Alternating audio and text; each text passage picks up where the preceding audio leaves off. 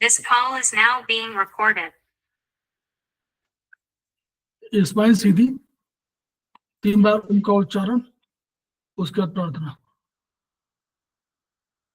ओ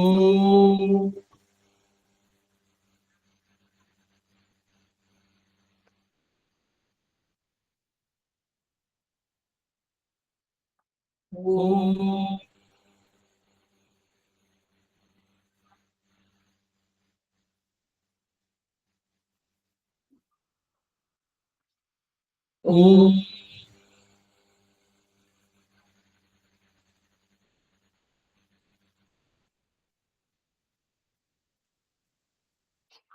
वह शक्ति हमें दो दयानिधि, कर्तव्य मार्ग पर डट जाए, पर सेवा पर उपकार में हम निज जीवन सफल बना जाए।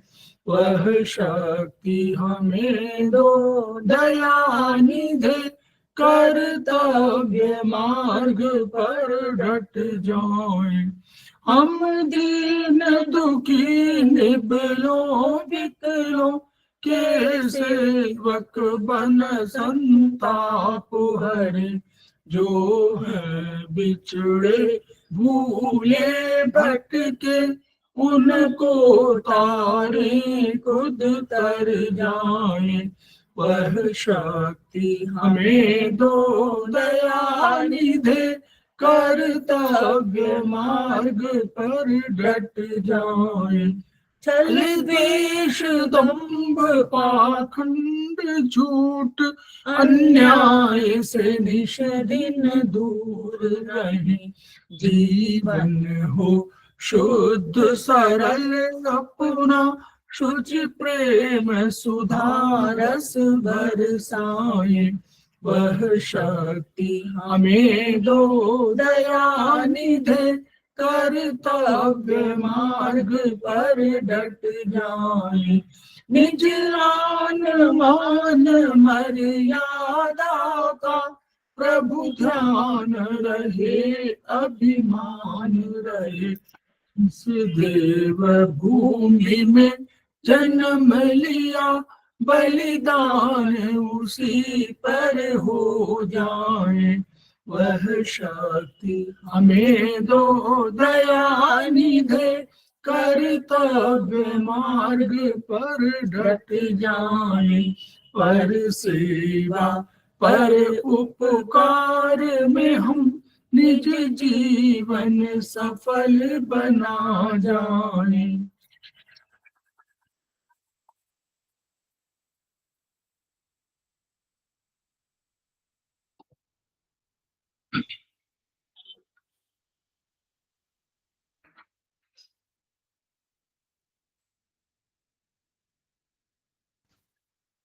समवायी क्लासेस में आप सभी का स्वागत है।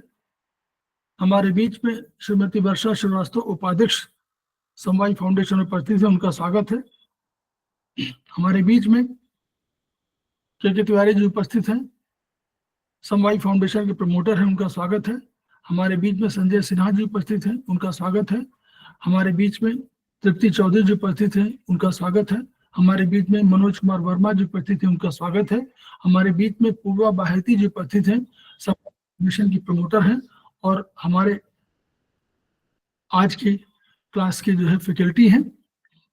हमारे बीच में श्रवण कुमार जी उपस्थित हैं, जो सीनियर थेरेपिस्ट हैं। हमारे बीच में सरिता जैन जी उपस्थित हैं, जो समवायी फाउंडेशन की प्रमोटर हैं, उनका स्वागत है। हमारे बीच में गरिमा भारद्वाज जी उपस्थित हैं, उनका स्वागत है। हमारे बीच में प्रीता गांधी जी उपस्थित हैं, उनका स्वागत है। हमारे बीच में दर्शन भट्ट जी उपस्थित हैं, उनका स्वागत है। नमस्ते। नमस्कार। हमारे बीच में अभी किसी ने ज्वाइन किया है,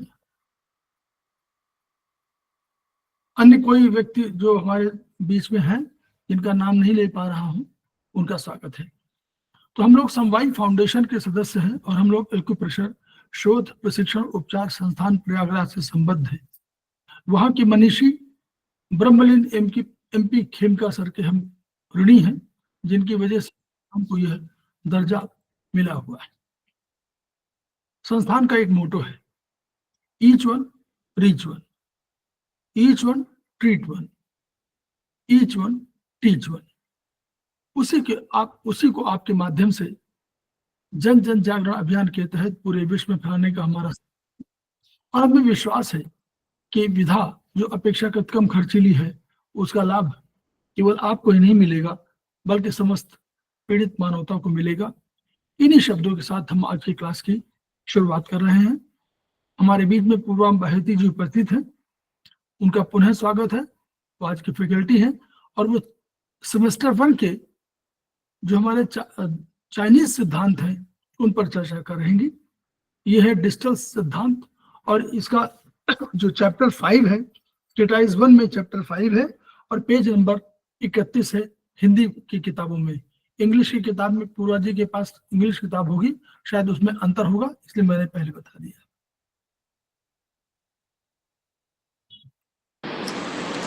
तो गुरुओं को नमन करते हुए, उनसे ऊर्जा प्राप्त करते हुए, भगवान को याद करते हुए आज की क्लास शुरू करते हैं। तो स्टार्ट करें।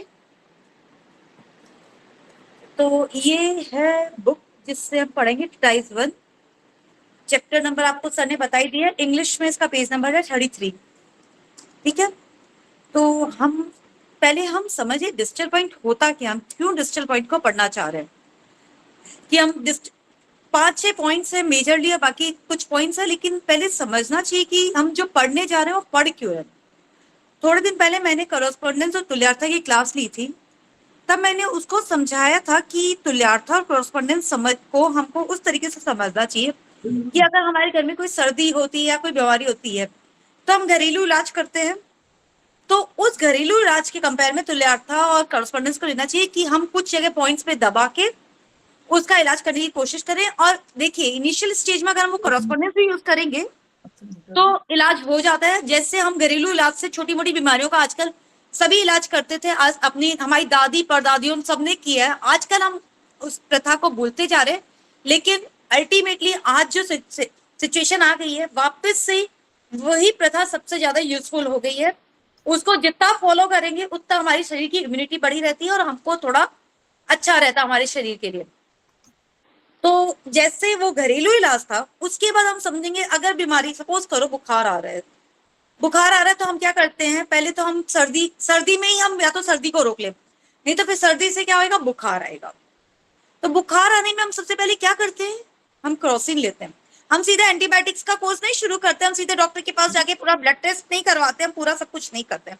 हम सबसे पहले क्या करते हैं, क्रोसिन लेते हैं, 2 दिन देखते हैं कि क्रोसिन से कंट्रोल हो जाए। अगर चीज नहीं कंट्रोल होती तो हम आगे जाके डॉक्टर को दिखाते फिर समझते हैं, यही करते हैं हम लोग।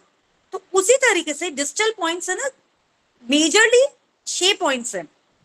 और देखिए मैं आपको इसको ऐसे समझाऊंगी, 12+2 मेरिडियंस मतलब 14 मेरिडियंस में कितने पॉइंट्स है टोटल हमारे पास? शायद 600 समथिंग पॉइंट है ना, 61 है ना, 61 नहीं, कुछ ज्यादा ही पॉइंट तो बहुत है। अच्छा, जो भी है, मतलब जितने पॉइंट्स हम उतो सबको याद करें, या फिर हम ये समझे कि हम सिर्फ ओनली 5 शू पॉइंट्स को भी याद करें तो भी 60 पॉइंट्स होते हैं, प्लस 2 मेरिडियंस के एक्स्ट्रा। इतनों को याद करने से पहले हम कोशिश कर, वो देखिए याद तो वो भी करने पड़ेंगे, मैं ये नहीं बोलूंगी कि उनको याद मत करिए, याद करेंगे और जैसे जैसे हम ट्रीटमेंट में यूज करेंगे वो अपने आप याद भी हो जाएंगे, उसमें तकलीफ नहीं है। लेकिन ये 6 पॉइंट्स है, 6 पॉइंट्स याद करना बहुत ईजी है। और हम इनिशियल स्टेज में हम इनसे इलाज करने की कोशिश करेंगे ना, देखिए पहले दिन भी हम इससे इलाज करेंगे तो हो जाएगा। जैसे सपोज करो कोई इंसान अपनी तकलीफ लेके आ रहा है अपने पास, हम पहले दिन उसको कॉरेस्पॉन्डेंस और अगर डिजिटल पॉइंट भी देंगे ना तो उसको थोड़ा आराम मिलेगा। अगले दिन हम उसकी बीमारी के बारे में बुक में स्टडी करके पूरा उसको प्रॉपर प्रोटोकॉल भी दे सकते हैं। लेकिन हम ये इन डिजिटल पॉइंट्स को प्रोटोकॉल में भी डालना चाहिए, बहुत जरूरी होता है। क्योंकि आप समझिए अगर बुखार आया है या कुछ भी तकलीफ होती है, डॉक्टर क्रोसिन तो उसके साथ देता ही है ना। इसको आप समझिए कि ये चीज जरूरी भी है और ये इजी भी है और इनिशियल स्टेज में यूज करने के लिए। तो ये डिजिटल पॉइंट्स ये होते हैं। अब डिजिटल पॉइंट होते क्या, तकलीफ कहीं पे भी हो उसका इलाज दूर जाके, डिजिटल मीन्स दूर, जैसे हमने पढ़ा था आयुर्वेद में, दिस इज डिस्टल पॉइंट, मतलब इससे दूर है, और ये प्रॉक्सिमल, तो दूर वाला जो पॉइंट है, जो दूर हो, थोड़ा कहीं दूर हो लेकिन इलाज करता हो उस जगह का, उसको बोलते हैं डिस्टल पॉइंट।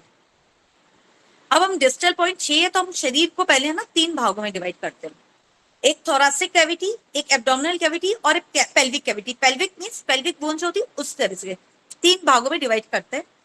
तो जो ऊपर का सर से लेके चेस्ट तक की कोई भी बीमारी हो, उसके लिए हम यूज करते हैं LI4। LI4 का देखिए लोकेशन, सर लोकेशन शेयर कर देंगे आपको, सर लोकेशन शेयर करिए। अगर हम हाथ को ऐसे करेंगे तो ये जो ये बन रहा है ना, ये माउंटेन जैसा बन रहा है, इसका LI is large intestine. Large intestine शुरू कहां से हो रही है, यहां से यहां जा रही है। तो ये पे ये जो पॉइंट है, इस अंगुली की हड्डी, इंडेक्स फिंगर की हड्डी पे ये जो पॉइंट है दिख रहा है सबको, ये LI4 होता है। ये LI4 इसका ऑर्गन सोर्स पॉइंट भी है क्योंकि ये मेटल पॉइंट है।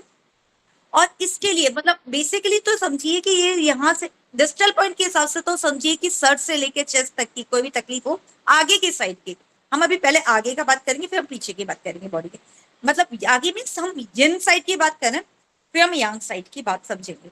तो यिन साइड में इसको ये एक तो डिस्टल पॉइंट के हिसाब से ये है, लेकिन ये पॉइंट बहुत ही अच्छा पॉइंट है।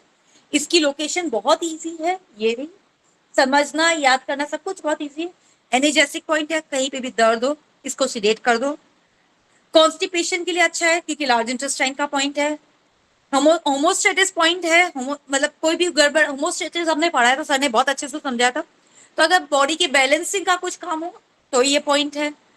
मिसल्स, साइनस क्योंकि नाक से रिलेटेड है, साइनस के लिए, मिसल्स के लिए। ज्यादा ठंड प्यास लग रही है तो इसको सिडेट कर देते हैं, और कम लग रही है तो इसको टोन भी कर देते हैं। और अपेंडिक्स का भी पॉइंट है क्योंकि अपेंडिक्स लार्ज इंटेस्टाइन का पार्ट है।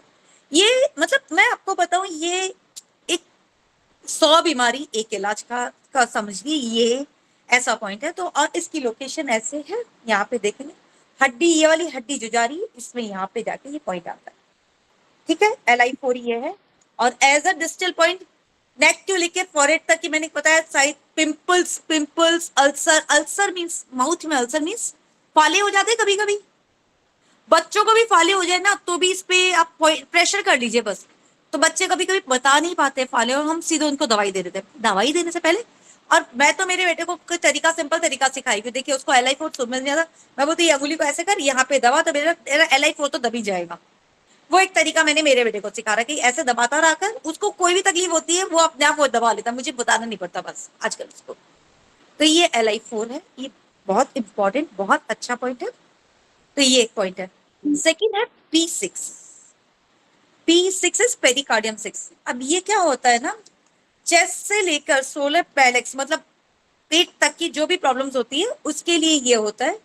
अब इसमें बता दूं, चेस्ट पेन, एंजीना पेन इस चेस्ट में जो पेन होता है वो वॉमिटिंग, हिकअप्स, वॉमिटिंग के साथ हम इसमें ये भी ऐड कर सकते हैं कि हमको न्यूजिया हो रहा हो, वो पॉइंट, और ये नोजिया हो रहा हो, और या फिर हमको एंजाइटी हो रही है, ये सर को काम करने, बिकॉज P6 इज पेरिकार्डियम जो मेरिडियन है ना, वो हमारे ब्रेन से रिलेटेड होती है। एक तो पेरिकार्डियम ब्रेन के लिए होती है और ट्रिपल वॉर्मर हमारे वो एंडोक्राइन सिस्टम के पॉइंट मेरिडियन है। तो दोनों पॉइंट मेरिडियंस बहुत इंपॉर्टेंट है। तो P6 जो है वो देखिए यहाँ पे, okay, Buddha point, Buddha triangle का भी पॉइंट है। ये देखिए ये इतना पोर्शन है, इसका ही पोर्शन यहाँ पे लो, इन साइड में ये देखिए ये है P6, ठीक है। और ये बुद्धा ट्राइंगल होता है LU9, H7 और P6, इन तीनों का दबाने से स्ट्रेस कम हो जाता है, काम हो जाता है, इंसान काम हो जाता है, मतलब काम मतलब थोड़ा रिलैक्स हो जाता है। देखिए आज के तारीख में तो देखो स्ट्रेस में तो हर इंसान है, कम बेसी माने नहीं माने स्ट्रेस में सब इंसान है। तो अगर हम 10 मिनट इधर नॉर्मल में भी पॉइंट में प्रेस करें, आप मत करिए कुछ, सिर्फ स्टिमुलेट करिए, उससे भी आपको बहुत आराम मिलेगा। कभी ट्राई करिए बहुत स्ट्रेस में हो, और स्ट्रेस का आजकल कोई रीजन नहीं होता। बेसिकली सबसे बड़ी प्रॉब्लम आज के टाइप की है स्ट्रेस। तो पड़ोसी ने गाड़ी खरीदी तो भी इंसान स्ट्रेस में आ जाता है। तो स्ट्रेस का तो कोई रीजन ही नहीं रहा आज की सोसाइटी में। तो उसके लिए बस इसको काम करिए, अपने दिमाग को काम करिए, तो आपको अपने घर से मतलब होने लगेगा, थोड़ा रिलैक्स रहोगे। It's a very good point. इस ये एग्जाइटी एंजीना लियो कनेक्टिंग पॉइंट है और हेड में स्टिफनेस हो, गर्दन में मूवमेंट में प्रॉब्लम हो, तो भी ये एक पॉइंट बहुत अच्छा होता है। किसी को कुछ पूछना है? आगे चले तो नेक्स्ट बोलिए। चेस्ट से लेके सोलर पैलेक्स मतलब पेट तक की कोई प्रॉब्लम हो उसके लिए ये होता है। अब तीसरा होता है, उसके नीचे आता है एसटी पेट। एब्डोमिनल में तीन पार्ट्स है। ये देखिए स्टम नेवल से डायफ्राम तक, डायफ्राम ऊपर हो गया, डायफ्राम ऊपर हो गया, नेवल से डायफ्राम तक, डायफ्राम इसको ऐसा होना चाहिए डायफ्राम से नेवल तक। कोई भी प्रॉब्लम होगी तो उसके लिए है ST36। ST36 जो है ये है, इसका होमोस्टेटस पॉइंट भी है और एक सेकंड, ST36 तो लियो अर्थ पॉइंट है। ST36 स्टमक मेरिडियन का अर्थ पॉइंट है। स्टमक मेरिडियन की एनर्जी अर्थ है, तो इसका अर्थ पॉइंट है, मतलब इसका वो क्या कहते हैं ना, एनर्जी वो ऑर्गन सोर्स पॉइंट हुआ, ठीक है ना। तो ये इसका अर्थ का स्टमक का ऑर्गन सोर्स पॉइंट हुआ। और स्टमक देखिए ना, कोई भी सर ने भी बहुत बार समझाया कि इंसान की बीमारी सबसे पहले पेट, एक रीजन सबसे पहले तो मैं नहीं बोलूंगी क्योंकि लंग्स से भी आजकल बहुत बीमारियां आ रही है, लेकिन एक सेकेंड,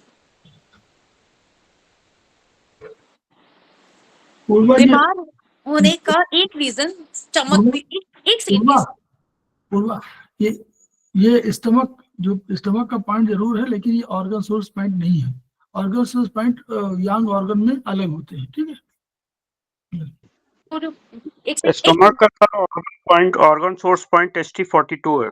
हाँ, वो अलग होता है क्योंकि वो हाँ, दूसरा पॉइंट है, उसका नहीं सिद्धांत अर्थ, दूसरा है। लेकिन ये इसके एनर्जी पॉइंट है, अर्थ पॉइंट है, इससे मतलब अर्थ इसकी बेसिक एनर्जी है, ठीक है ना। अब मैं बताऊं, लिख क्या है? नहीं इसमें लिखा हुआ नहीं, ठीक है। तो ये चीज है, इसका क्या है एक्चुअली, देखिए मैं 4th सेमेस्टर में हूँ, मुझे पढ़े हुए बहुत साल हो गए, तो हो सकता है मैं कहीं मिस्टेक कर जाऊं।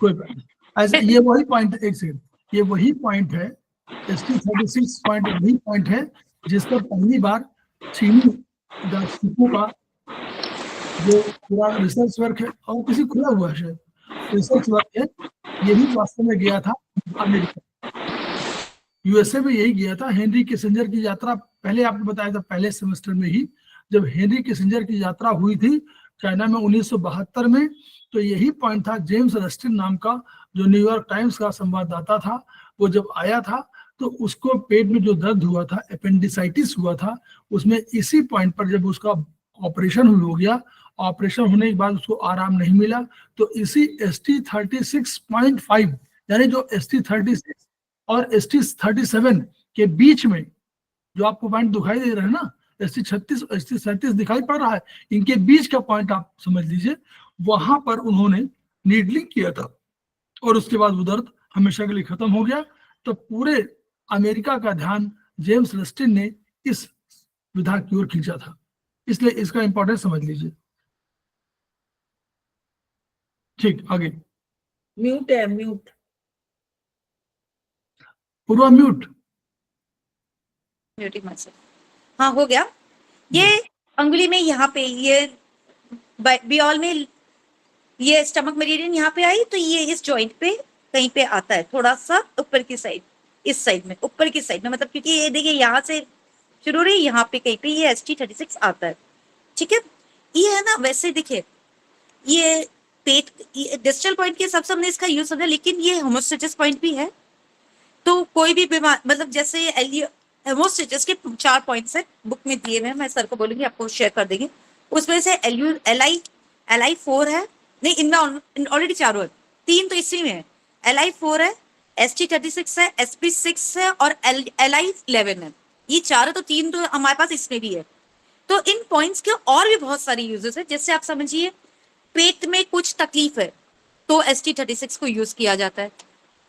वो होमोस्टेटिक और लेस भूख कम लग रही हो, सपोज करो किसी कारण से भूख कम लग रही है, तो उसके लिए भी ST36, क्योंकि भूख का रिलेशन कहीं ना कहीं, भूख कम लग रही है मतलब खाना डाइजेस्ट कम हो रहा है, कुछ ना कुछ स्टमक में कुछ प्रॉब्लम आ रही है, तो उसको ठीक करने के लिए ST36 को यूज करता है। एजिंग के लिए भी ये पॉइंट होता है कि अगर हमको एजिंग के लिए, देखिए इसको सिंपल सा लॉजिक है। एजिंग के लिए ST36 को क्यों ले रहे हैं, उसका एक सिंपल सा लॉजिक है कि ST36 होमोस्टेटस पॉइंट है। तो होमोस्टेटस का मतलब क्या, बॉडी की बैलेंसिंग। अगर बॉडी की बैलेंसिंग चलती रहेगी तो डेफिनेटली एजिंग कम होगी, इंसान थोड़ा सा सब कुछ बैलेंस चलेगा तो इंसान एजिंग क्यों आएगी। तो इसलिए इसको एजिंग पॉइंट भी बोला है, क्योंकि इसको और बहुत टफ नहीं स्टिमुलेट करना। वो पैर का, जैसे इसमें देखिए पैर का जो है उसमें थोड़ा सा यांग साइड चाहिए। ये बहुत मतलब देखिए कोई भी पॉइंट को ढूंढने में 2 दिन तो लगे, 1-2 दिन तो लगेंगे, बट एक बार मिल जाता है और उसको हम रेगुलर स्टिमुलेट करेंगे ना, उसकी लोकेशन रट जाती है, फिर हम किसी और के भी बहुत इजी लगा सकते हैं। और ये पॉइंट्स ऐसे हैं जो हम अपने भी रोज स्टिमुलेट कर सकते हैं, क्योंकि एजिंग मतलब होमोस्टेटस पॉइंट्स को स्टिमुलेट करने में कोई हार्म नहीं होता है कभी भी, बिकॉज बॉडी की बैलेंसिंग तो कहीं ना कहीं कुछ ना कुछ तो हमेशा इस एटमॉस्फेयर में बिगड़ी हुई ही रहती है। तो इसलिए इट्स गुड टू हम उनको स्टिमुलेट करते रहे, ठीक है। अपेंडेक्स के लिए करने, सॉरी मैडम, सिर्फ स्टिमुलेट करना है या उसको सीडेट या टोनिंग? देखिए मैं आपको जनरली ये सारे पॉइंट्स सीडेट होते हैं, बट एट टाइम्स टोन भी होते हैं। तो मैं आपको एज पर सिचुएशन सीडेट या टोन का आता है, तो मैं आपको अभी एट प्रेजेंट इतने पॉइंट्स में किसके लिए सीडेट करेंगे, किस लिए टोन करेंगे, वो मैं ऐसे नहीं बता सकती हूँ। अगर इसके लिए मैं आपको सब कुछ सजेस्ट करूंगी, टाइम लगेगा, इन्फ्लुएंस चेक करना सीखिए, बहुत इजी है। North south pole, north pole, sir यही तो नॉर्थ लेडीज का जो है, लेडीज का राइट में साउथ, हाँ राइट में साउथ है, लेफ्ट में नॉर्थ है, ठीक है। साउथ से सीडेट होता है, नॉर्थ से टोन होता है, अन अपोजिट विद जेंट्स। तो ये देखिए सीखने में टाइम थोड़ा सा, और टाइम भी नहीं लगता है, इट्स जस्ट फोकस करना पड़ता है, सीख जाते हैं। मैंने सेकंड सेमेस्टर में सीख लिया था, तो ये सीख के उस हिसाब से यूज कर सकते हैं, क्योंकि अलग अलग प्रोटोकॉल्स में टोन और सीडेट होता है। तो मैं आपको ऐसा सीडेट, इसीलिए I am just telling you to stimulate, mostly sedate होता है, बट मैं बोल अभी ऐसे नहीं बता सकते, थैंक यू। ठीक है, ओके। और स्प्लीन ची डेफिशिएंसी में भी ये यूज होता है, बिकॉज स्प्लीन ची की डेफिशिएंसी का प्रोटोकॉल में भी ये है, बिकॉज स्प्लीन का ये अर्थ, जैसे मैंने बताया अर्थ पॉइंट है, तो अगर इस पे एनर्जी आएगी और स्प्लीन इज अ पार्टनर है, तो इसको भी इससे एनर्जी उधर भी जाएगी, इसलिए, ठीक है। कोल्डनेस पॉइंट है, हाई बीपी में भी यूज होता है, जॉन्डिस में भी यूज होता है, कॉन्ट्रावेक्शन में बहुत यूज होता है। कॉन्ट्रावेक्शन में यूज होता है बिकॉज स्टमक से कोई चीज ऊपर जा रही है तो स्टमक अफेक्टेड है, इसके लिए कॉन्ट्रावेक्शन में भी, इस कॉन्ट्रावेक्शन मीन्स वॉमिटिंग होना, नोजिया होना, ये सब जो होता है, तकलीफ में कुछ भी आ जाए, तो इसमें भी इसको हम यूज करते हैं, ठीक है। अब जो बचा SP6, नेवल से लोअर एब्डोमिनल तक जितने भी पॉइंट जो तकलीफें हो उसमें SP6 को यूज करते हैं। SP6 बहुत बहुत अच्छा पॉइंट है, ये मैंने कहा था होमोस्टेटस पॉइंट भी है। मेंस्ट्रुअल प्रॉब्लम हो, ग्लीस की, यूरिन की प्रॉब्लम हो, कुछ भी हो, उसके लिए यूज होते हैं।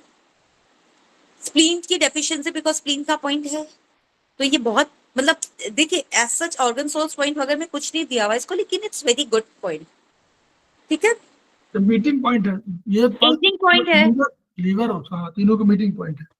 ब्लीडिंग हो, ब्लीडिंग में भी कम काम आता है, अल्सर में, गायनिक प्रॉब्लम में, लम्स हो जाए कहीं पे, उनके लिए भी बहुत यूजफुल है बेसिकली, क्योंकि ये होमोस्टेटस पॉइंट है, तो अल्टीमेटली एजिंग तो हाई गया उसमें। और मतलब SP6 तो और भी बहुत सारे प्रोटोकॉल्स में आप देखेंगे SP6 को यूज होते हुए, तो ये बहुत इंपॉर्टेंट। देखिए 6 पॉइंट्स है, लोकेशन समझ लीजिए, बहुत इजी है। SP6 की लोकेशन सर पैर के वो जो होता है ना हड्डी बाहर निकली हुई, उससे 4 अंगुली ऊपर होता है SP6, और बहुत इजी टू लोकेट है, टफ भी नहीं है, और बहुत अच्छा पॉइंट है, ठीक है। ये हुए अपने SP6 आ गया। अब ये हुए अपने बॉडी के आगे का पोर्शन, जिन पोर्शन को हमने कवर कर लिया 4 पॉइंट से। अब यांग पोर्शन को हम यांग के बारे में देखते हैं, तकलीफ तो पीछे भी आ सकती है। यांग में है सबसे पहला LU7। LU7 की लोकेशन देखिए, आपको समझाते हैं। LU9 की पोजीशन सबको पता है, ये है LU9, LU8, LU7। LU9 से एक मैग्नेट छोड़ो और ये LU7। ठीक है, और इसको देखने का एक और तरीका होता है, ऐसे जोड़ो, मेरा तो बहुत आगे जाता है उंगली, बट ये जो पोजीशन, सॉरी, ये जो लोकेशन आ गई ये LU7 हो गई। ठीक है, इजी भी है लोकेट करना। और LU7 का जो होता है कि पीछे नेक की कोई तकलीफ हो, सर्वाइकल प्रॉब्लम हो, इसके लिए यूज LU7 ऑर्गन सोचना, LU7 इसका मेटल पॉइंट है, शायद मेटल पॉइंट ही तो है सर, लियो कनेक्टिंग पॉइंट है इसका, यस, लंग्स का लियो कनेक्टिंग पॉइंट है। तो देखिए लंग्स का लियो कनेक्टिंग पॉइंट होने का मतलब, लियो कनेक्टिंग पॉइंट देखिए आपको आगे पढ़ाएंगे भी लियो कनेक्टिंग पॉइंट। मैं एक ब्रीफ बता देती हूँ, लियो कनेक्टिंग पॉइंट वो पॉइंट होता है जो अपने पार्टनर को जिधर से, अगर इसके पास एनर्जी कोई सी कारण से कम या ज्यादा होगी तो वो अपने पार्टनर को पॉइंट एनर्जी देगा। तो लंग्स का पार्टनर कौन होगा? Large intestine. तो अपने पार्टनर को एनर्जी देगा। और अगर इसके पास एनर्जी कम होगी तो एक रास्ता तो चाहिए ना एनर्जी को एक्सचेंज करने का, तो luo connecting points are the pathway to exchange the energy with their partners।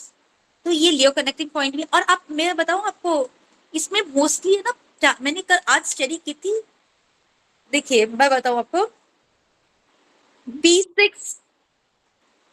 P6 हुआ और ये LU7 हुआ, और पीछे भी है ना बहुत सारे, मोस्टली लियो कनेक्टिंग पॉइंट्स है। लियो कनेक्टिंग पॉइंट्स का मतलब वो खुद को भी एनर्जी दे रहे हैं और अपने पार्टनर को भी एनर्जी दे रहे हैं। ठीक है ना, तो मतलब उसको स्टिमुलेट करने से उसका पार्टनर भी स्टिमुलेट हो रहा है, तो एक पर दो काज, ये भी होता है। और इसका देखिए, लॉस ऑफ मेमोरी हो तब भी इसको यूज करते हैं। ये सब जो पॉइंट्स है ना, मैंने एक्चुअली है ना 1 पॉइंट वाली जो बुक है ना उससे लिए, तो आप अगर उसको पढ़ेंगे ना, ये 1 पॉइंट की बुक है ना, मैंने इसको पढ़ा था, इसमें है ना आप देखेंगे तो बहुत जगह LU7 का यूज दिखाएंगे आपको। तो इसलिए LU7 is a very good point. और इसकी लोकेशन भी बहुत इजी है, यहाँ पे है, तो हमको इसको क्लासिकल में भी हम इजीली यूज कर सकते हैं। तो इसको हमको बियोल में तक ढूंढने की जरूरत भी नहीं पड़ेगी, क्लासिकल में ढूंढना बहुत इजी है इसको। तो ये पॉइंट है इसका। ठीक है, अब हुआ UB54। UB54 का सर को मैंने जो पॉइंट जो भेजा था ना, उसमें UB में क्या प्रॉब्लम हो जाती है ना, मेरिडियन नीचे जाती है फिर वापस ऊपर आती है, तो उसके कारण गूगल में मुझे थोड़ा पॉइंट गलत मिला था। जनरली ये पॉइंट होता है पैर के घुटने के पीछे की साइड में, क्योंकि UB meridian is the yang meridian. Yang meridian है तो हार्ट पैर के पीछे की साइड जा रही है। आपको यहाँ से लोकेशन दिखाती हूँ, ये भी मैं UB54 की आपको दिखेगी एग्जैक्टली, मैं सर्कल करके दिखाती हूँ। देखिए आपको UB54 की लोकेशन, ये घुटने के पीछे एग्जैक्टली दिखी। प्लीज कोई एक जन अनम्यूट करके बता दीजिए। जी मैडम, या दिख रहा है। तो Yes, इट्स, ma'am. तो UB54 है, ये पीछे के, एक सेकंड लगने ओपन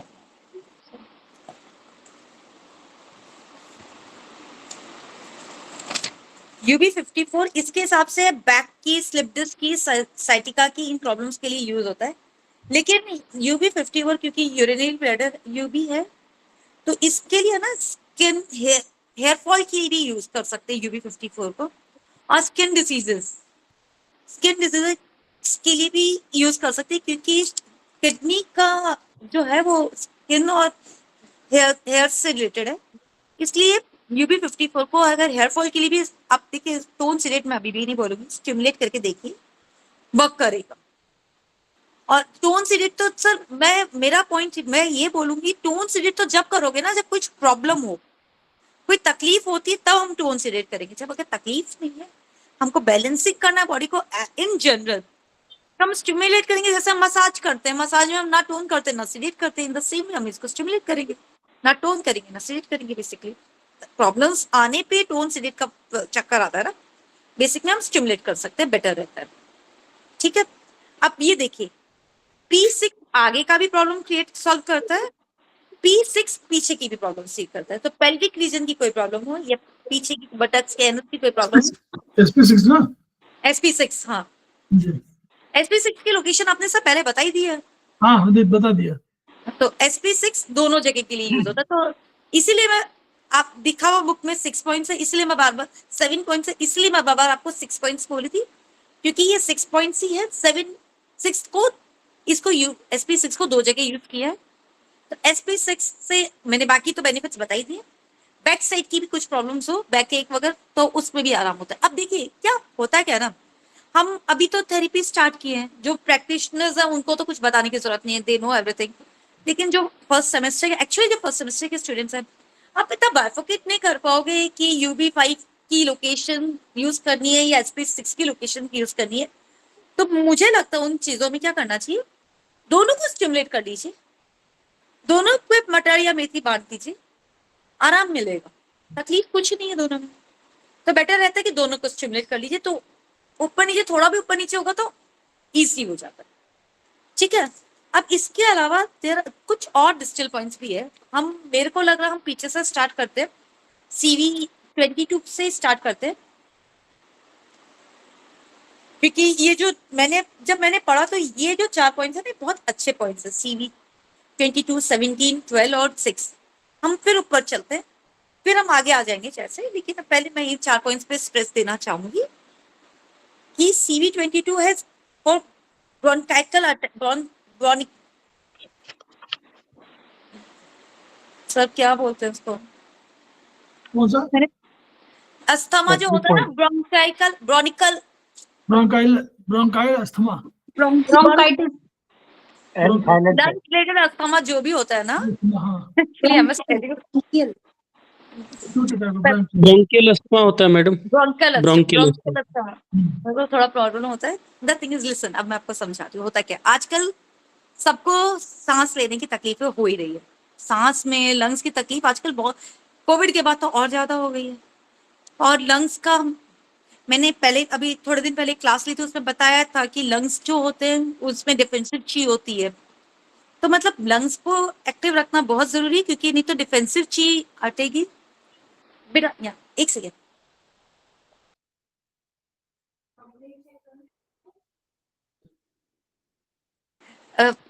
लंग्स को अगर इफेक्ट होएगा तो डिफेंसिव ची अटैक होएगी, तो बाकी सब अटैक्स होंगे। तो और ये ब्रोंकियल अस्थमा जो है, ये ब्रोंकियल्स जो है ये लंग्स की एक वो होती है ना, फंक्शनल यूनिट होती है। तो इसको ठीक रखने के लिए इसको स्टिमुलेट कर लीजिए, और इसको क्लासिकल में स्टिमुलेट नहीं कर पाओगे तो इसको आपको बियोल में करना पड़ेगा। बियोल में स्टिमुलेट करने से आपका जैसे थोड़ी बहुत इम्यूनिटी में भी असर आएगा, बिकॉज लंग्स को ये लंग्स से मैनेज हो रहा है। ठीक है, और फिर सेकेंड नंबर है CV17, इसका लिखा है हार्ट एंड लंग्स डिसऑर्डर। मैंने अभी जब वो की थी ना, एक क्लास ली थी ना उसके CA की, सर वो पहुंची थी ना लाइफ सब्सटेंस के लिए, उसमें मैंने ये बताया भी था, और आपको नेक्स्ट में मिलेगा भी। एनर्जी मीटिंग पॉइंट है, इसके बाजू वाले पेज पे लिखा हुआ है एनर्जी मीटिंग पॉइंट है। एनर्जी मीटिंग पॉइंट वो होती है जहाँ पे शरीर की सारी एनर्जी, आप फर्स्ट सेमेस्टर में तो आपको नहीं समझेगा, मैं इतना समझाती हूँ, वहां पे एनर्जी जनरेट होती है, वो एनर्जी पूरी बॉडी में जाके पूरे शरीर को एनर्जी देती है। तो एनर्जी आती कहाँ से अपने पास, एनर्जी कहाँ से आएगी, जो सांस ले रहे हो उससे ऑक्सीजन आ रही है, हार्ट उसको घुमा रहा है सब जगह, तो दोनों चीजें इंपॉर्टेंट है। तो इसलिए इसके लिए ऐसा बोला है। मेरे को लग रहा है, देखिए ये तो थेरेपी जिसने लिखी है उन्होंने कितने सालों पहले और कितनी रिसर्च करके लिखी होगी, बट हम धीरे धीरे पढ़ के कुछ कुछ अपना एजम्पशंस लगाते हैं, क्योंकि गूगल तो हमको ऐसा इतना हेल्प नहीं करता। जैसे मेडिसिन के तो हमको प्रिस्क्रिप्शन में सब कुछ कंटेंट्स मिल जाते हैं, इसमें हमको कंटेंट्स इतने मिल नहीं पा रहे, तो हम खुद एज्यूम कर रहे हैं क्योंकि lungs is giving us oxygen and heart is circulating blood, तो एनर्जी वो सर्कुलेट करे, तो हार्ट और लंग्स की कोई भी तकलीफ हो तो इसको CV17 को जो कि एनर्जी मीटिंग पॉइंट है, इसको स्टिमुलेट करना चाहिए, और इससे बहुत आराम मिलता है। जैसे सांस लेने में तकलीफ वगैरह कुछ हो रही हो या वीकनेस भी लग रही हो थोड़ी बहुत, तो उसको भी इसको यूज कर सकते हैं। और ये CV12 जो है specific point for duodenal ulcer, nausea, vomiting etcetera. But इसके लिए एक और चीज मैं बताऊंगी आपको, इसका एक और बहुत अच्छा जो इम्पोर्टेंट पॉइंट है, यंग ऑर्गन्स के लिए जो एनर्जी, पूरी यंग ऑर्गन्स को एनर्जी देने के लिए, ये अगर हम इसको स्टिमुलेट करते हैं ना, हम ऑलमोस्ट पूरी यंग ऑर्गन्स को भी एनर्जी दे रहे होते हैं। ये एनर्जी सोर्स है पूरे यंग ऑर्गन्स का, और यंग ऑर्गन्स का सोर्स होता है लीवर थर्डी। ये आपको नेक्स्ट चैप्टर में मिलेगा, बट इसलिए आपको ये पॉइंट, ये बात हम सर बार बार बोलते हैं कुछ चीजों को, और कुछ चीजें बार बार इसलिए बोली जाती है कि ये चीज, ये पॉइंट्स बहुत इंपॉर्टेंट है, बहुत इजी टू याद करना है। कुछ पॉइंट्स याद करेंगे, अच्छे से याद हो जाएंगे और चीजें बहुत इजीली मिल जाएगी। और ये देखिए, इसको ढूंढने का तरीका है, इसका ढूंढने का तरीका है, ये देखिए, ये होता है CV8, इससे 2 पॉइंट इधर कुछ, इधर कहीं कुछ जाके CV12 आता है यहाँ पे, ठीक है। तो इसको ढूंढना भी, ये बीच से लाइन आ रही है, CV लाइन अपनी यहाँ से आ रही है, यहाँ पे कहीं पे CV12 आता है, ठीक है।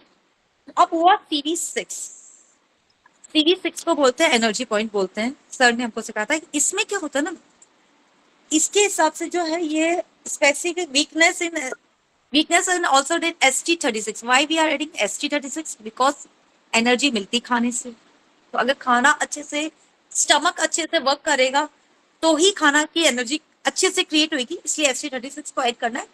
और ये पॉइंट कुछ यहाँ पे मिलता है, ये जो अपनी लाइन है ना, ये रेखा, I don't know what this रेखा इज कॉल्ड, यहाँ पे एक रेखा है, यहाँ से आओ, सीधे आओ, यहाँ पे जाओ, यहाँ पे कहीं पे ये अप्रोक्स, नहीं इसके थोड़ा नीचे ये CV4 है, इसके थोड़ा सा नीचे CV4 और CV6 इधर 7 इधर कुछ आता है, इसके बीच में यहाँ पे कहीं CV6 आता है।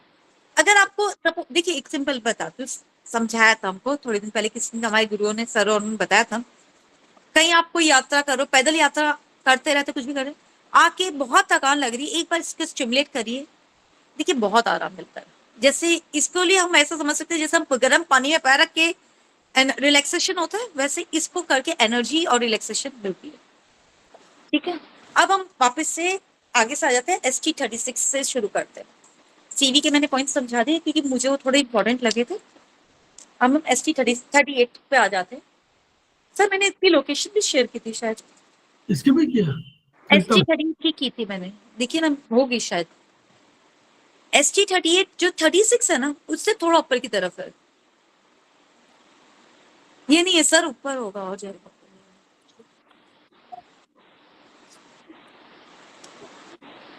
तो ST30 पैरों में इधर, इसी में, तो उसके ऊपर वाले, इससे थोड़ा सा ऊपर है, घुटने के आसपास कहीं पे आता है। इसके लिए देखिए, डिस्टल पॉइंट फॉर शोल्डर्स है, गर्दन, कंधे की कोई तकलीफ हो, उन सब के लिए ST38 यूज होता है। सर नहीं है तो कोई बात नहीं सर, बुक में देख लेंगे, इतना कोई प्रॉब्लम नहीं है। ST मरीजन तो यहीं पे ही है, देखिए ये रहा, मैं आपको बताती हूँ। ST38 दिखा, घुटने से थोड़ा सा नीचे आ रहा है, यहाँ पे ST38 है। बाकी आपको लोग गूगल करेंगे तो आपको बहुत इजीली मिल जाएगा। लोकेशन ढूंढना is not a thing, point का यूज समझना है। 37 और 40 दोनों एक ही लाइन पे आते हैं, ठीक है। एंड देखिए मैंने बोला था ना, लियो कनेक्टिंग पॉइंट है, ST40 is also luo connecting point. Cough ज्यादा बन रहा है, कफ ज्यादा बन रहा है तो कफ को, तो देखिए अगर एक लिमिट के ऊपर कफ बन रहा है, एक कफ क्यों जरूरी होता है, कफ यहाँ पे वो बात पे कफ वाला कफ नहीं, कफ मीन्स स्पेक्ट्रम, मतलब जो कफ जो गले में बनता है, थोड़ी लिमिट तक कफ जरूरी होता है क्योंकि वो उसको लिब्रिकेट करता है लंग्स को वर्क करने में। लेकिन ज्यादा बनेगा तो कोई भी चीज एक्सेस खराब होती है और ये कफ को निकालना जरूरी है, जो जमने लगे तो तकलीफ होती है। तो उसके लिए ये पॉइंट है, ST40 को स्टिमुलेट करने से कफ कम हो जाता है। ST44 तो ST45 से बाजू वाला हुआ ST44, ये टूथेक, एब्डोमिनल पेन और हेडेक में काम आता है। हम आगे पढ़ेंगे कि दांत की, ये टूथेक के लिए लिखा है, हम 3rd सेमेस्टर में पढ़ेंगे कि दांत के लिए स्टमक की मेरिडियन बहुत यूज आती है, बिकॉज स्टमक की मेरिडियन खत्म का पाथवे यहाँ से कहीं से निकल रहा होता है। तो स्टमक की मेरिडियन को टूथेक में बहुत बार यूज किया जाता है, लोअर जॉ में ज्यादा यूज किया जाता है, मैंने खुद ने यूज किया। तो ST44 को भी टूथेक, एब्डोमिनल पेन और इन सब में यूज किया जाता है। SP9 एडिमा में बहुत अच्छा पॉइंट होता है, स्वेलिंग एडिमा इन lower extremes. Lower extremes means पैर के नीचे की जो एक्सट्रीमिटीज होते हैं, पैर की वाली जो होती है, उसमें क्योंकि ये वाटर पॉइंट है स्प्लीन का, तो ये बहुत अच्छा पॉइंट है। इसको देखिए, अब इसमें मैं आपको बोल सकती हूँ एडिमा में इसको सिडेट करते हैं, ठीक है ना, क्योंकि पानी बढ़ रहा है तो उसके लिए इसको सिडेट करते हैं। तो मैं एडिमा पर्टिकुलर पॉइंट है इसलिए मैं आपको बता सकती हूँ। स्वेलिंग भी एडिमा के कारण ही आती, पानी भरने के कारण आती, तो उस पॉइंट में इसको सिडेट किया जाता है, ठीक है। SP10 is for allergy, skin disorder, skin disorders के लिए कोई भी हो उसके लिए SP10 को यूज किया जाता है। Next. H5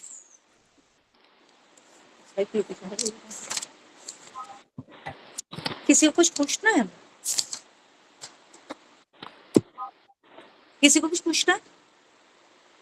बढ़े आगे। H5 H5 बोलिए। हेलो,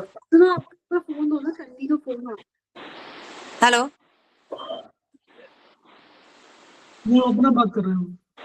तृप्ति जी प्लीज आपका माइक ऑन ऑफ कर पाएंगे, म्यूट कर पाएंगे अपने को? मैम आप इतना अच्छा बता रहे हैं कि लग ही नहीं रहा कि पूछने की जरूरत है। बहुत अच्छा बता रहे हैं। हाँ मैडम, सर का सिखाया हुआ है सारा, कोई नहीं। Very nice. चलिए आगे बढ़ते हैं। हार्ट 5 है स्पीच डिसऑर्डर के लिए, मेरे लिए भी जरूरी है। एनीवेज हार्ट 5 का देखिए सबसे, देखिए हार्ट मेडिटेशन का थोड़ा सा समझ लेते हैं। 9 यहाँ पे कहीं पे आती है ना? नहीं, इधर आएगी। 9 इस साइड आती है, ठीक है। हाँ, 9 8 यहाँ कहीं है। इस देखिए ये जो है ना, ये रेखा पे यहाँ पे आती है। 7 6 5 4 ये चारों एक एक मैग्नेट के गैप पे है, ठीक है ना। तो 5 को लोकेट करना बहुत इजी है।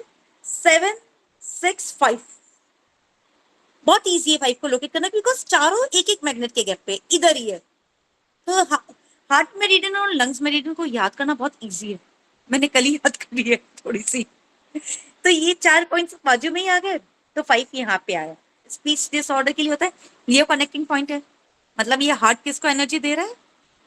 SI को, है ना। Distal point for tinnitus, deafness and cervical spondylosis SI1, ठीक है। ये वुड पॉइंट है। वुड का क्या है? वुड की क्या एनर्जी होती है? वुड की तो होता है, वुड की एनर्जी ग्रीन कलर ग्रीन होता है, मतलब मूवमेंट होता है। वुड में मूवमेंट, विंड, हाँ वही विंड, मेरे को मूवमेंट याद आ रहा है, वही वुड। हम सब ऐसा याद कर लिया, वुड मींस मूवमेंट, थोड़ा ना कुछ मूवमेंट हो रहा है, ठीक है ना। तो टिटनेस होता है, डेफनेस एंड सर्वाइकल स्पॉन्डिलोसिस। और देखिए यहाँ पे इधर से 1 शुरू हुआ, यहाँ पे कहीं पे जाके इस जगह SI3, ठीक है। बहुत इजी है। बाकी देखिए मैं एक लोकेशन थोड़ा सा समझा सकती हूँ, बाकी आप गूगल से देख के जैसे ज्वाइन करने को देखिए, समझने की कोशिश करेंगे ना, बहुत इजी है। और इस पेज को मेरे को लगता है 3-4 बार पढ़ने से याद हो जाएगा, और फिर यूज करने से देखिए और जल्दी यूज हो जाएगा। Distal point for pain restriction movement in neck and shoulder SI1। बहुत बार ऐसा होता है ना, सो के उठते हैं अचानक से गर्दन में दर्द हो जाता है, ऐसा लगता है ये गर्दन का मूवमेंट ही रुक गया कोई कारण से, हम लोग में उसको चिनक बोलते हैं। इसके लिए एक और पॉइंट दिया हुआ है नीचे, ये TW5 ट्रिपल वार्मर 5 और ये SI6, ये दोनों पॉइंट से है ना, वो जो गर्दन का स्टिफनेस जनरली ये सुबह उठते हैं तब मिलता है जनरली। तो ये है, ये SI6 यहाँ पे इस जगह आ रहा है, ठीक है। UB60 distal point for cervical spondylosis sciatica and lumbago. Sciatica पता है होता है क्या है? साइटिका का मतलब, सॉरी, साइटिका क्या होती है ना, एक नस है पैर, जो हमारे ये क्या कहते हैं उसको, सर्वाइकल नहीं, हमारी जो है ना बैकबोन से आ रही है, लंबोसेट्रल, हाँ मतलब बैकबोन सर, उसको बैकबोन, नीचे वाला बैकबोन से आ रही है और नीचे हमारे पैरों में जा रही है। और अब थर्ड ईयर में मैंने पढ़ा था, अब धीरे धीरे पढ़ेंगे। तो ये अगर नस में कभी कोई तकलीफ आ जाती है ना, तो पेन अनबेरेबल होता है। लोगों को मैंने सुना हुआ है, ऑल्दो मैंने देखा नहीं, लेकिन बोलते बहुत पेन आता है, बेड रेस्ट पे लोग आ जाते हैं, इतना ज्यादा पेन आता है। इसके लिए ये एक डिस्टर्बेंस है, मतलब अगर आप किसी को आप साइटिका या लंबेगो का या फिर सर्वाइकल स्पॉन्डिलोसिस का पॉइंट दे रहे हो तो इसको आप एज ए अपने वो प्रोटोकॉल में यूज करना चाहिए, मुझे लगता है। अब बहुत कम पॉइंट्स है, याद करने से बहुत इजी होएगा और देना चाहिए पॉइंट्स को। TW पॉइंट, TW5, ये same spondylosis, migraine, headache, torticollis, ear disorders, ये भी ट्रिपल वॉर्मर के भी पॉइंट्स, ये सारे एक साथ है कुछ। मैं ट्रिपल वॉर्मर का अगर आप यहाँ पे देखेंगे 5, 6, 7 थोड़ा साइड में और 8 वापस से नीचे। जैसे लंग्स में मैंने बताया ना 9 के बाद 8 थोड़ा साइड में, फिर 7 नीचे। इन द सेम वे नीचे है यंग मेरिडियन है, 5, 6, 7 थोड़ा सा टुवर्ड्स स्मॉल फिंगर एंड 6, 5, 8। ये तो 5 यहाँ पे हुआ तो इजी टू याद भी हो जाता। 5, 6, 7, 8 याद करना भी इजी होगा कि चारों पास में ही है। एक की लोकेशन याद होगी तो चारों की लोकेशन हम इजीली ढूंढ सकते हैं, ठीक है। और इसको मैंने कहीं कोई प्रोटोकॉल पढ़ा था, मेरे को ये हो गया था फ्रोजन शोल्डर, उसमें भी मैंने इसको यूज किया था, मुझे उसमें भी आराम मिला था इसको। बेसिकली स्टिफनेस अगर कुछ हो तो उसमें यूज आता है। और सर्वाइकल स्पॉन्डिलोसिस आजकल मुझे लगता है बहुतों को होता है। तो सर्वाइकल देखिए 3-4 पॉइंट्स है सर्वाइकल स्पॉन्डिलोसिस के इसमें दिए हुए, हम यूज करके समझ सकते हैं धीरे धीरे कि पेशेंट को किस पॉइंट से आराम मिल रहा है। किस सर्वाइकल की भी 7 वर्टिब्रास है, तो हम धीरे धीरे समझ के फिर उस हिसाब से अपने प्रोटोकॉल्स को मॉडिफाई करेंगे। वो धीरे धीरे देखिए प्रैक्टिस से समझ में आएगा। तो ये चीजें 3 पॉइंट्स अब तक हमने सर्वाइकल स्पॉन्डिलोसिस के देखे हैं।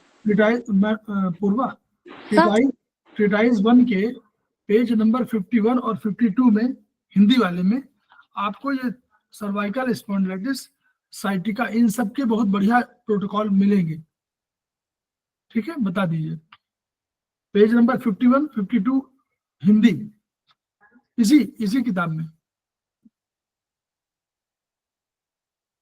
ठीक है। आप लोग नोट कर लीजिए उसको, इससे पढ़िएगा। इसके अलावा भी बहुत बढ़िया पॉइंट, अलग अलग पॉइंट है, सारे जो भी तरीके होंगे, जो भी कारण होंगे उनके लिए और साइटिका के लिए, ठीक है।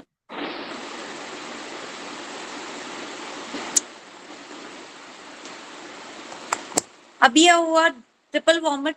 देख अब एक और सिक बताऊं, ये TW5 में रिस्टल लियो कनेक्टिंग पॉइंट है, तो ये किसको एनर्जी दे रहा है या इसको स्टिमुलेट करने से दूसरा कौन सा मेरिडियन स्टिमुलेट हो रहा है अपने पेरिकार्डियम, ठीक है। मैंने बोला ना ये इसके बहुत सारे पॉइंट्स लियो कनेक्टिंग पॉइंट्स है इसमें।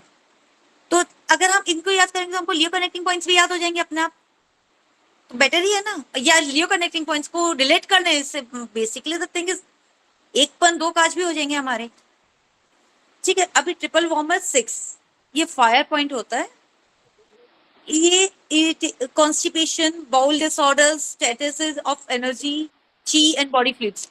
Status of chi and body fluid ज्यादा देखिए आपको सेकंड सेमेस्टर में पूरा पढ़ लेंगे। इसका मतलब स्टेटस मीन्स रुकावट।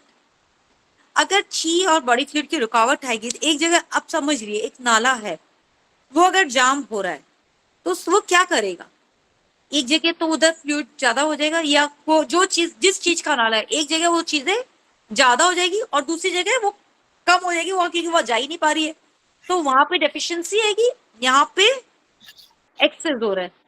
तो इसलिए हमको उस चीजों में समझ के कि हमको उस टाइम पे क्या, हमको जनरली इस तरह सीडेट करना होता है। जब हमको अगर हम स्टेटस का काम, स्टेटस के लिए प्रोटोकॉल यूज करते हैं तो चीजों को हम लोग जनरली जो पॉइंट्स होते हैं उनको सीडेट करते हैं। इसलिए सीडेट करते हैं क्योंकि हमको वो जो जाम चीज हुई है ना, वो जो चीज जिसने उस चीज को जाम किया उसको हमको हटाना होता है। तो उसको हटाने, कोई चीज को हटाने के लिए उसको एनर्जी देंगे कि उसको हटाएं लेंगे, तो उसको एनर्जी हटा के उसको सीडेट करके उसको वहां से हटाते हैं।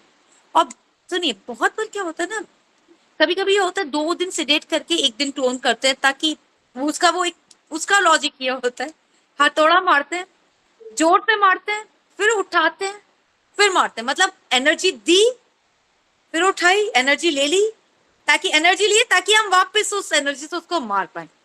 इसलिए वो टोन सेडेट का भी प्रोटोकॉल बहुत बार यूज होता है कि 2 दिन टोन किया, 1 दिन सेडेट किया, ताकि वो हमने वापस से उठाया, एनर्जी को खींचा, फिर वापस से, ताकि हम डबल एनर्जी से उसको वापस से मार पाए, ताकि वो चीज वहां से हटे। ठीक है, ये जनरली हम स्टोन्स में यूज करते हैं। ठीक है, तो ये हुआ इरिटेबल बाउल, मतलब पेट में कुछ तकलीफ हो रही है, इंसान को खाना डाइजेस्ट नहीं हो रहा है, उन सब के लिए हम इसको यूज करते हैं। Triple warmer 8 is for distal chest wall और इंटरकोस्टल नोजिया। इंटरकोस्टल मीन्स क्या होता है? इंटरकोस्टल का मतलब हमको पहले समझना चाहिए। हमारा शरीर जो है उसमें क्या हुआ है ना, वो है ना, जो लंग्स के पास में 12 पेयर्स ऑफ, सर कौन सी बोन्स होते हैं उसको? रिब्स हाँ, 12 पेयर ऑफ रिब्स है। तो जो रिब्स के बीच का जो एरिया होता है, एक रिब और दूसरी रिब की बोन्स जो होती है उसके बीच का जो एरिया होता है उसको बोलते हैं इंटरकोस्टल रीजन। ठीक है, और ये नोजिया मतलब क्या होता है? Nausea means something related two nerves. तो नर्व्स में कुछ पेन हो किसी कारण से, नर्व्स के डिसऑर्डर या कोई भी चीज के लिए, तो देखिए नर्व्स तो सब जगह जा रही है, तो ये इंटरकोस्टल रीजन्स में भी नर्व्स जा रही है। अब 3rd सेमेस्टर में पढ़ेंगे एग्जैक्टली कौन सी नर्व्स यहाँ पे जा रही होती है।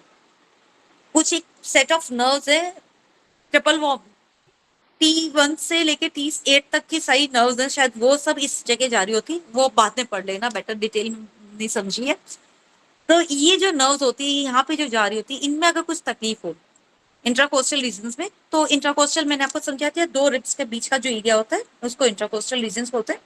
वहां पे नर्व्स की कोई तकलीफ हो, बेसिकली आप इसको सिंपल वे में मैं आपको ये समझाऊं, इस जगह कोई दर्द लग रहा हो, कुछ हो, तो इस पॉइंट को स्टिमुलेट कर लीजिए।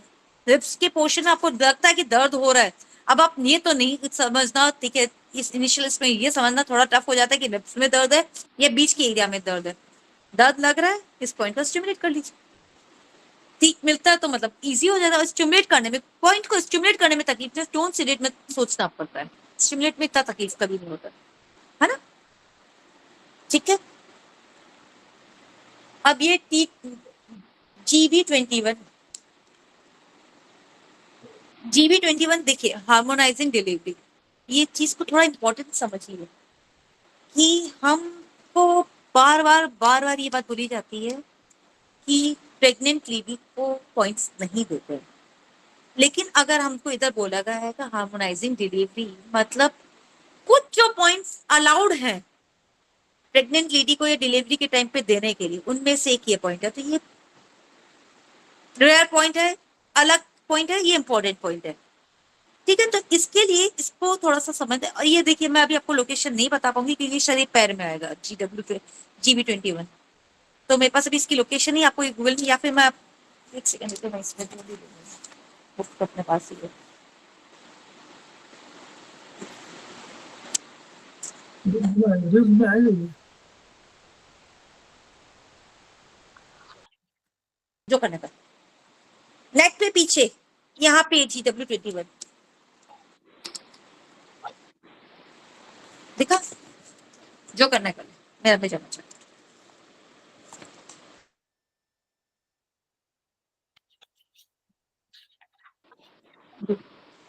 हिंदी पढ़ो मत, सब ऐसा शांत है बात करते। GW21 ये रहा, ओके, देख लीजिए आप लोग। ठीक है, इस हिसाब से आप लोकेशन हाथ में भी बहुत इजी है, यहाँ पे कहीं पे आएगा, थंब पे यहाँ पे आएगा GW21। ठीक है, अब इसका दूसरा क्या यूज है? Increasing length, shortening length due to muscle spasm. Muscle spasm के कारण कभी कभी हो जाता है पैरों की, एक पैर बड़ा एक पैर छोटा हो जाए, उसमें भी इसको यूज करते हैं। और एक और चीज देखिए, इसका एक और जो दिया हुआ है, cleaning the effects of drugs, मतलब ये हमको वो डिटॉक्स कर देता है। कोई कारण से ड्रग्स तो देखिए आज रोज लेनी पड़ती है, तो ये शायद मेरे हिसाब से ड्रग्स में दवाई होगा, वो ड्रग्स नहीं होगा। दवाइयों का कोई कुछ जो लीवर में जाके इफेक्ट कर देती है, ड्रग्स जो लीवर पे जाके इफेक्ट करती है, ड्रग्स मीन दवाइयां जाके अल्टीमेटली लीवर को अब मैं आजकल जनरली देखिए बीपी की दवाइयां लेनी पड़ रही है, शुगर की दवाइयां लेनी पड़ रही है। इनफैक्ट मैं बीपी पेशेंट हूँ सर, मेरे को बोला जाता है पेन किलर्स नहीं लेना है क्योंकि पेन किलर जाके तुम्हारे लीवर को इफेक्ट करेंगे because you are BP patient. तो जो मेरे लीवर को इफेक्ट कर रही है उसको, उसके हार्म को कम करने के लिए मुझे GB21 को स्टिमुलेट करना चाहिए। ठीक है, आप यहाँ पे इसको क्लासिकल पे मेरे को आई वुड सजेस्ट क्लासिकल पे कम यूज करके इसको ब्योल पे यूज करें, क्योंकि यहाँ पे मेडुला पॉइंट है। तो इसलिए इस जगह पे स्टिमुलेट, क्योंकि इस जगह पे अगर आपको कुछ भी पॉइंट देना हो ना, उसके लिए प्रेशर को मैनेज करना बहुत जरूरी होता है, क्योंकि मेडुला है। तो बेटर है जो चीजें क्यों चांस लेना, यहाँ पे भी तो है ये पॉइंट सेम, यहाँ पे यूज करिए GB21। ठीक है, GB29 39 GB39 torticollis cervical spondylitis and blood cancer. देखिए ब्लड कैंसर में इसको यूज कर सकते हैं, बट ब्लड कैंसर का तो, अब कैंसर का तो सेम आपको सबको पता है, डिपेंड अपॉन द स्टेज चीज करेगा। बट ये हो सकता है कि जो कैंसर के कारण जो तकलीफें इंसान को आती है उसमें इंसान को रिलीफ मिलेगा और उसको थोड़ा आराम मिल पाएगा। इसकी हम लोकेशन भी देख लेते हैं।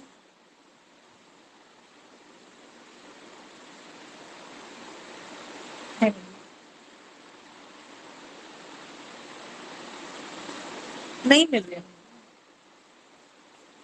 39 है, 39 है ना, यहाँ पे पैर में, ये पैर में, ये बहुत इजी है ढूंढनी। ये 37, 38, 39 तीनों साथ में। बेसिकली हम इसको ये समझ सकते हैं कि एक जगह SP6 है, दूसरे उसके अपोजिट साइड में ऑलमोस्ट GB39 है। ठीक है ना, ऑलमोस्ट उसके एक यंग साइड में, अगर यंग साइड में SP6 है और यंग साइड में GB39। ठीक है, सो ये दोनों मतलब आप समझिए वो जो जगह है। और एक और, हाँ, SP6 का बताती हूँ। SP6 का एक और बहुत इंपॉर्टेंट पॉइंट होता है कि किडनी की, लीवर की और स्प्लीन की मेरिडियन तीनों उसके पास से गुजरती है, इसीलिए SP6 को बहुत स्ट्रेस दिया जाता है। तो अगर हम उस पॉइंट पे स्ट्रेस करते तो हम बाय डिफॉल्ट बाकी दोनों मेरिडियन को भी स्टिमुलेट कर रहे होते हैं। ठीक है, अब GB40 is distal point for chest pain, एलेक्सा पेन, मेस्टाइटिस और पेन इन टेबल। मेस्टाइटिस क्या होती है? मेस्टाइटिस का मतलब होता है inflammation in breast.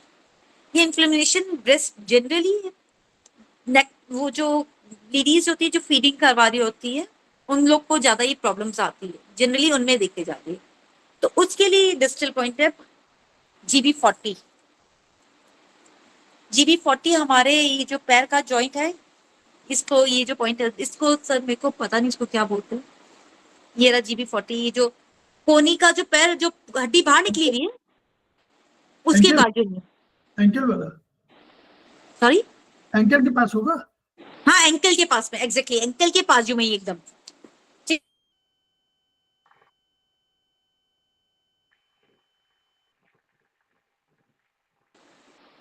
GB41 distal point for deafness. हमने इससे पहले एक और पॉइंट पढ़ा था। सुशील जी आपका, अच्छा पढ़ा, एक और पॉइंट पढ़ा था डेफनेस के लिए, दैट वाज SI3 पढ़ा था। नहीं, डेफनेस के लिए SI3 पढ़ा था। ये एक और पॉइंट है डेफनेस के लिए आया है। Tetanus, tinnitus, meningeal syndrome. Meningeal syndromes का, मेनिंजियल सर ये वही है ना जो ब्रेन की जो लेयर्स हुई, ये सर में कोई तकलीफ हो, देखिए बहुत है, हेडेक, देखिए headache. Locomotive disorder. Locomotive disorder क्या होता है? जब मसल्स का जो डिसऑर्डर हो जाए, मसल्स में कुछ स्पाज्म आ जाए या मसल्स के मूवमेंट में कुछ प्रॉब्लम हो जाए। देखिए मैं आपको डिटेल में अभी इतना समझाऊंगी तो बहुत हैवी हो जाएगा आपके लिए क्लास, इसलिए बहुत हैवी, ज्यादा नहीं समझा रही हूँ। हेडेक और मेनिंजाइटिस, बोन की एक स्कल होती है, उसके पार्ट्स होते हैं, उसमें होता है। बेसिकली आप ये समझिए सर दर्द की कोई तकलीफ हो, वो हुआ, मसल्स में कुछ मतलब आपके मूवमेंट्स में कुछ तकलीफ लग रही हो, उसको ले लीजिए। रिस्ट पेन हुआ, मेडान्स एंड डिस्मेनोरिया। डिस्मेनोरिया पता है क्या होता है? किसी कारण से अगर ब्लीडिंग कम हो रही हो, जो लेडीज में कभी कभी हो जाता है, तो उसमें भी ये डिस्मेनोरिया के बहुत सारे रीजंस होते हैं। कभी कभी लीवर कि स्टेग्नेशन भी एक रीजन होता है, लेकिन हम इसको यूज कर सकते हैं। ये जीबी देखिए, GB gall bladder is what is the partner of liver.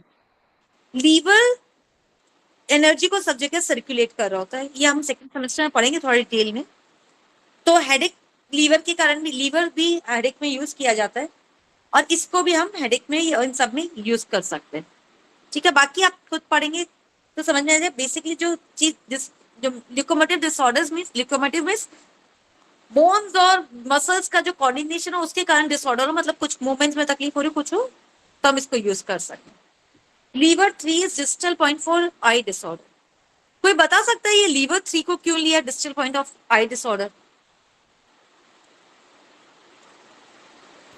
Liver eye में ओपन होता है ना, sorry, liver is presented by eye ना एज अ, हाँ इसीलिए exactly the thing, exactly liver 3 को आईज डिसऑर्डर के लिए इसलिए लिया बिकॉज लीवर की ओपनिंग आईज में। ठीक है, अब डीयू तो सर वो गवर्निंग वेसल, गवर्निंग वेसल हो गया। एनोरेक्टल डिसऑर्डर के लिए एनोरेक्टल डिसऑर्डर मींस एनस और रेक्टल का जो पोर्शन होता है, एनोरेक्टल मींस एनस और रेक्टल के बीच का जो पोर्शन हो, जो कॉम्बिनेशन हो, उसको एनोरेक्टल बोलते हैं। डिसऑर्डर्स हो जाए उसमें यूज होते हैं। देखिए ये एक और पॉइंट, मेरिडियन वही देखिए, ये मेरिडियन वही है, डीयू गवर्निंग वेसल जा रहा है नीचे से ऊपर तक। और ये DU20 is for collapse. Emergency point हमने पढ़ा था ना, इमरजेंसी पॉइंट होता है शॉक, एपिलेप्टिक अटैक्स के कारण, इन सब के कारण जो होता है, इसके लिए हम इसको DU20 को यूज करते हैं। और ये एक और पॉइंट याद कर लीजिए, DU14 that is for fever. इसकी लोकेशन कुछ मेरे हिसाब से यहाँ पे आती है, यहाँ पे कहीं पे आती है। इसे ब्लैक कलर लगा लेते हैं जनरली बुखार में। एक सेकंड मैं रीचेक कर दूं, मेरे को ये याद आ रहा है DU14, हाँ एक्चुअली मेडुला पॉइंट पे आती है। DU means DU means GB, governing vessel, governing vessel. DU GB governing, आप उसके साइड में लिख लीजिए DU के पास में जीबी गवर्निंग वेसल। उसका नाम डूमो भी है इसलिए उसको बोला। ठीक है, तो हमारे बेसिकली सारे पॉइंट्स क्लियर कवर हो चुके हैं। किसी को कुछ पूछना हो? हाँ मैडम एक पूछना था, जैसे हैंड के लिए, जैसे पाँव के लिए तो SP6 वगैरह पॉइंट आ गए हैं इसमें, ST36 वगैरह, बट अपर एक्सट्रीमिटीज के लिए कौन सा पॉइंट यूज होगा? मैंने बोला ना LI4। LI4, अच्छा LI4 वैसे हेड, और आपने बताया ना कि इट इज फॉर हेड और चेस्ट, अगर हेड और चेस्ट है तो हाथ उसी में आ गए ना, हैंड वाला अच्छा, एरिया तो वहीं आ गया ना। फुल हैंड का आ जाएगा उसमें। हाँ ओके थैंक यू। बोलिए विनोद सर, आपको कुछ पूछना? मैं वो पूछा था, वो जीबी के बारे में पूछा था, वो जी के बारे में। एक सेकेंड, वो आपने जीबी बता दिया, हो गया हो गया हो गया।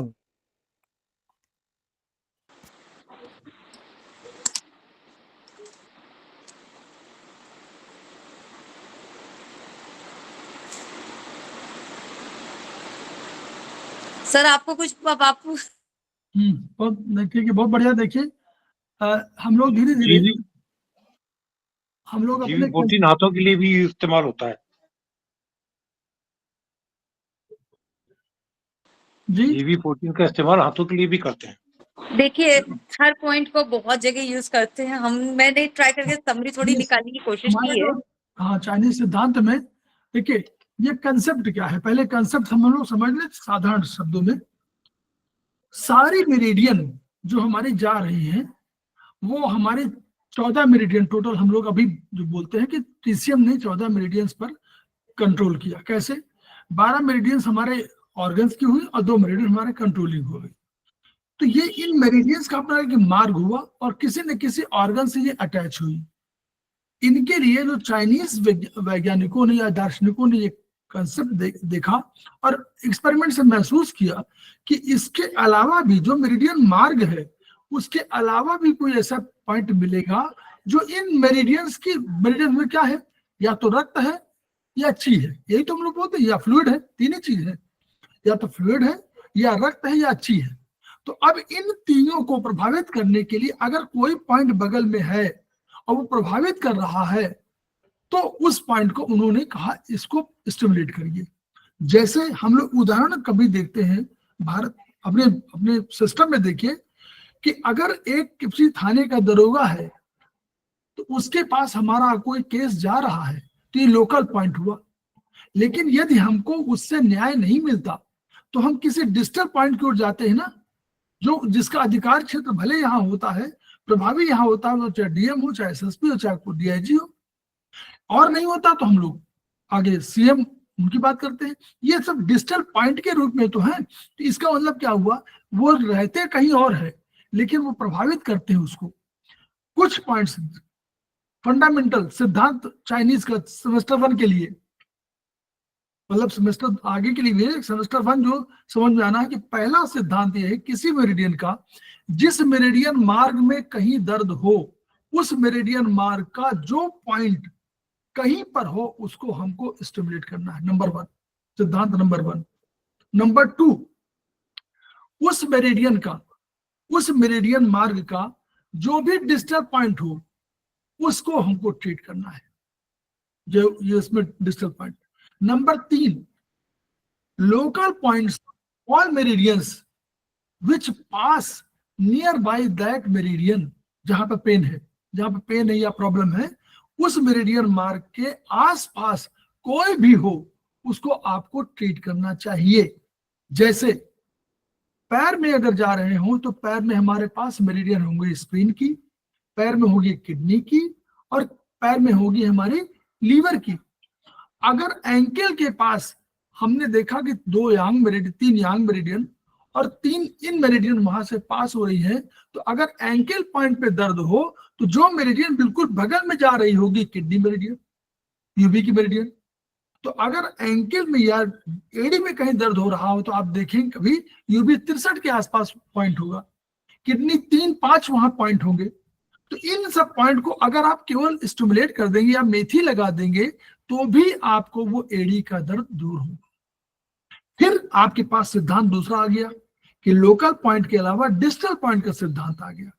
फिर हम लोग अभी पढ़ेंगे एक्स्ट्रा ऑर्डिनरी पॉइंट्स कुछ होते हैं, 8 पॉइंट, वो भी कंट्रोल करते हैं कहीं ना कहीं, तो उनको हम लोग यूज करेंगे। फिर हम लोग पढ़ेंगे कि हमको ऑर्गन सोर्स पॉइंट, अगर एनर्जी कहीं कमी हो तो हम ऑर्गन सोर्स पॉइंट को एनर्जी के रूप में यूज करेंगे क्योंकि वहां एनर्जी स्टोर्ड है। फिर हम लोग और पढ़ेंगे कि अगर मान लीजिए कि अगर कोई रक्त की बात हो या कोई किडनी और ऊपर और नीचे की बात हो, हार्ट और किडनी की या लंग्स किडनी की, तो किडनी और लंग्स के दोनों पॉइंट्स को हम लोग स्टिमुलेट कर सकते हैं, मेथी लगा सकते हैं। हार्ट भी ऊपर है और लंग्स भी ऊपर है और किडनी नीचे है, दोनों एक दूसरे को, हार्ट और किडनी कैसे कंट्रोल कर रहे हैं, कैसे हम लोग कंट्रोल कर रहे हैं हार्ट और किडनी? किडनी किसका नियंत्रक है? किडनी चाइनीज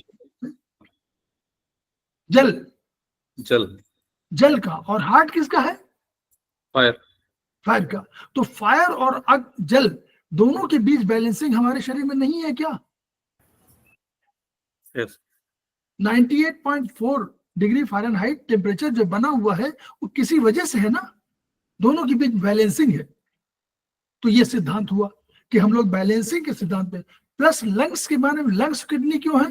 क्योंकि एनर्जी के लेवल पर, फ्लूइड के लेवल पर एनर्जी, ऊपर से एनर्जी आती है, किडनी उसको रिसीव करती है, किडनी उसको कहीं अपने लिए यूज करती है, फिर शेष वापस भेज देती है।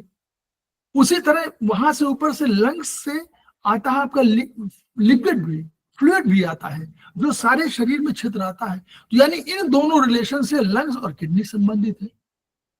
तो लंग्स और किडनी और हार्ट और किडनी दोनों, मतलब ये ऑर्गन संबंधित हो गए।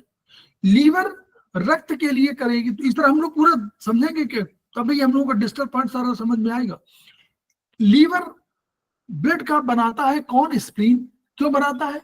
बनाता नहीं है, पहले ऊर्जा बनाता है वो हम लोगों ने सेकेंड सेमेस्टर में पढ़ा कि वो लंग्स में जाती है, लंग्स उससे एक गैदरिंग की बनाता है, उधर वो लंग्स दे देता है हार्ट में, तो हार्ट उससे ब्लड बना देता है। अब ये ब्लड पूरे शरीर में चाहे न्यूट्रिटिव की के रूप में किसी रूप में दौड़ता रहता है, उनके नाम अलग अलग हो सकते हैं। गैदरिंग की बनाता है, वो क्या करता है, न्यूट्रिटिव की गैदरिंग की, और वो गैदरिंग की नीचे आती है और यहाँ ट्रू की मिलती है। कौन उसकी ओरिजिनल की, जिसको बोलते हैं किडनी की मिलती है, और दोनों मिलकर के शरीर में पूरा बैलेंसिंग करती है। तो अगर ब्लड कहीं कमी होगी, स्प्लीन या रक्त, स्प्लीन ने कम दिया तो रक्त कम हो गया, रक्त में कम हो गया तो लंग्स की ऊर्जा घट गई, किडनी की ऊर्जा घट गई, रक्त सबको चाहिए, किडनी को भी चाहिए। उसके बाद रक्त चला और सारे शरीर में सर्कुलेट कर रहा, कम रक्त सर्कुलेट हो रहा है, तो लीवर के पास जब आया तो लीवर के पास भी रक्त कम हो गया, तो प्रॉब्लम हो गई। गायनी प्रॉब्लम जितनी होंगी अधिकांशतः रक्त की वजह से हो जाती है, अधिकांशतः, ये नहीं कह रहा हूं। अब रक्त लीवर में कम है तो हार्ट में भी रक्त कम जाएगा, तो फिर हार्ट में प्रॉब्लम होगी, हार्ट में प्रॉब्लम होगी तो ब्रेन को कम जाएगा, तो ब्रेन में प्रॉब्लम होगी तो हेडेक हो जाएगा। उधर क्या होगा, हार्ट से सर्कुलेशन होगा तो सब जगह आपको प्रॉब्लम होगी। हार्ट को भी चाहिए ना, उसको भी चाहिए परसेंटेज अपने लिए, हार्ट के लिए, तो हार्ट भी आपका पल्पिटेशन करने लगेगा। फिर ये जहां जाएगा वहां हर जगह आपको कमजोरी से करेगा। प्रॉब्लम कहाँ की है, स्प्लीन की प्रॉब्लम, स्प्लीन की है, आपको कमजोरी लगने लगी। तो ये जो कमजोरी लग रही है ओरिजिनली आपको भोजन की वजह से, स्टमक और उनकी वजह से और स्प्लीन की वजह से आपको लग रही है। तो इस तरह हम लोग पूरे धीरे धीरे करके पूरे स्ट्रक्चर को दिमाग में रखते हुए और ऐसे याद रखना है, और फिर हम लोग सारे पॉइंट्स को यूटिलाइज करेंगे और हम लोग करेंगे। तो हम लोग पूर्वा पायती को धन्यवाद दें, उन्होंने आपको डिजिटल पॉइंट पढ़ाया। हम लोग इस वीडियो को शेयर करेंगे, आगे एक दूसरे ज्ञान का चेंज करेंगे। अगर ज्ञान वहीं रुका रहेगा तो जैसा कीचड़ का उदाहरण दिया कि आपको उसको स्टिमुलेट करना पड़ेगा और आपको उसको सिडेट करना पड़ेगा, नहीं, क्योंकि फिर रुक जाएगा ना, वो जंग लग जाएगा, उसको हटाइए, वो बेकार हो जाता है। तो बेकार ना हो पाए इसलिए उसको रिप्लेनिश करते रहिए, लगातार परिमार्जित करते रहिए और मूवमेंट कराते रहिए। तो हम मूवमेंट कराने की बात कर रहे हैं, और हम लोग तभी खेमका सर के सपनों को पूरा कर पाएंगे। सपने क्या हैं हम लोग जानते हैं, each one reach one, each one treat one, each one teach one. इन्हीं शब्दों के साथ हम लोग 3-4 मिनट का ब्रेक, उसके बाद फिर आते हैं। Thank you, ma'am. Thank you ma'am. Thank you, sir, for giving us such a good platform. पढ़ाते बहुत अच्छा है मैम।